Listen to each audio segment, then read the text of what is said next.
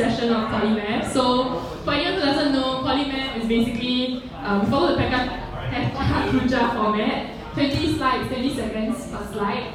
So each of our speakers will be speaking for 6 minutes and 40 seconds today. So our first speaker is basically the founder of Starbucks, who has a few words to say before he finally graduates this year.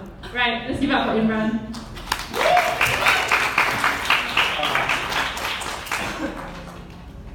Should I stand on this side?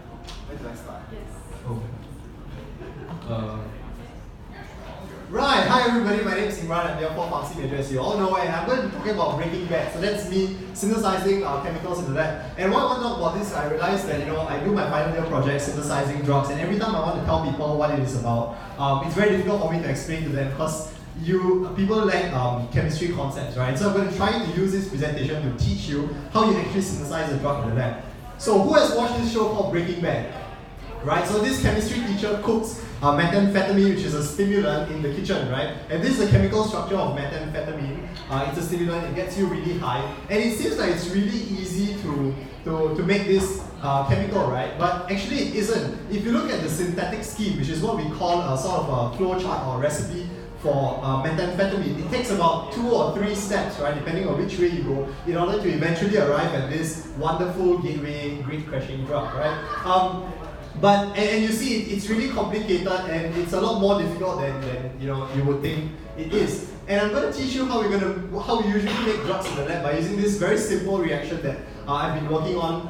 One of the reactions that I work on. So we have this acid, we want to couple it with this amine, and then we want to form this. We use the catalyst, right? So we pop them all into a pot over here, and then you put a balloon to protect it with nitrogen. I actually drew a face on the balloon, and then you leave it to cook. Not all reactions work, right? So sometimes we put things together and then we cook them for a few days, but we don't get the product that we want. And sometimes we get additional products also, right? And so how do we separate the product that we want, which is this chemical compound, from the others and from the leftover reactants? And this is what I'm going to spend the rest of my talk talking about. Before I tell you how we purify the mixture of the compounds, first we need to talk about the concept of polarity, and this is a joke from my JC chemistry notes, right?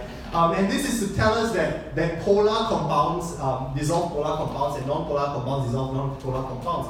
And this is very simply summarized in the term like dissolves like, right? So we look at what is called polarity. Oh no, this is very ugly. But this is the molecule of water, right? And water has a certain polarity. Oxygen is electronegative. And basically what I want to tell you is that water is different, and then we have other things, right? So water is polar, and other chemicals can be non-polar. And this is very important because it is just filler to give me some more time to talk. And this is very important because what we're going to do later in order to separate is we're going to try and use the difference in polarity between chemical compounds to separate them. So we're going to use like polar compounds to pull up other polar compounds, and that will help us to separate the mixture into a lot cleaner compounds. Another important theory that I want to teach you is capillary action. So capillary action is what happens when you dip celery into red water and then it turns red. It's very counterintuitive because gravity usually goes downwards, right? But how do trees grow, right? They suck water from up. And we use this concept of capillary action. We take a small pipe, and what we do is we dip it into the reaction mixture, and then we dot it on what is called a silica plate. Right? We dot it on the silica plate, and then we run a solvent up the plate. And because the solvent is, say, non-polar, it pulls up the non-polar drug. So it's, for example, if I put some inclinations over here, then all the USP people will run out, right? And then maybe if I put ketupat, later on I put ketupat, so those who newer like ketupat, then they'll come out later, right? So this is how eventually the compound separates if we put one reaction mixture. And what we do is we put the mixture, we put the 2 reactants, and then we run it up the plate. So we know whether the reactants are finished and if something new has formed. So you look here, something new has formed, and this is what we really want to get. We want both the reactants to finish, and then we form a new spot. But what actually happens is we get a lot of the reactants left over, and we get side products formed. I need to talk faster. One way we use to purify this mixture of compounds, once we find out what's inside, is we use the concept of immiscibility, which is that oil and water do not mix. Right? So we want to send some things into the water layer and get some things to sink the oil layer. So for example, this is one of our reactants, it ionizes and then it gets sent into the water layer. So if we shake it a lot with oil and water, what happens is this thing washes out into the water layer, and what we want gets left over in the oil layer. But sometimes the oil layer is still very messy, right? So in order to purify and to get the exact compound that we want, what we do is we do a column chromatography, which is basically an inverse of, we pull the solvent up this way and we separate the compounds. What we do in column chromatography is we run the solvent downwards and we get to separate the compounds this way, right?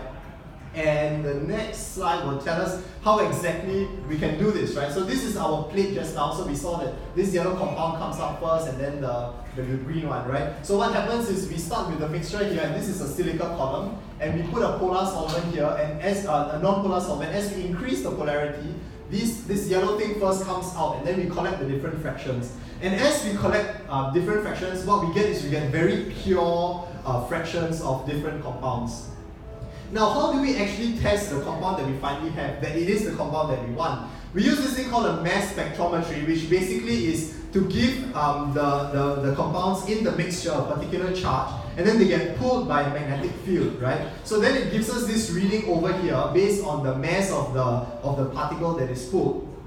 And this is actually a very bad example, but I wanted to show you this to tell you that actually sometimes the machine is very noisy and you can't really tell. If you see a peak here with the mass of your product, then you know that, oh, okay, this is, it's likely that my product is there. But sometimes it's very messy, and that's why we use the gold standard of identification, which is nuclear magnetic resonance. Nuclear magnetic resonance works just simply like how people are influenced by the people around them, right? So this hydrogen here is influenced by the hydrogens around it, right? And what happens is, based on the hydrogens around it, the environment, each hydrogen gives a particular resonance, and this is caught by this machine, gives us the graph and the peaks split for each hydrogen. And based on this, we can actually read this to look at the structure and eventually say, oh yes, these are two benzene rings that are linked together like this. I'm going to finally end by telling you that even with the NMR, nuclear magnetic resonance reading, sometimes we don't really know that our compound is there, because it looks like that and we can say, yeah, most probably it is the compound, but we can't really be very sure sometimes, and then we just say, yeah, we're most probably sure that is our compound, and then we conclude and publish the paper, right? So sometimes we don't really know what we think. Yeah, thank you very much.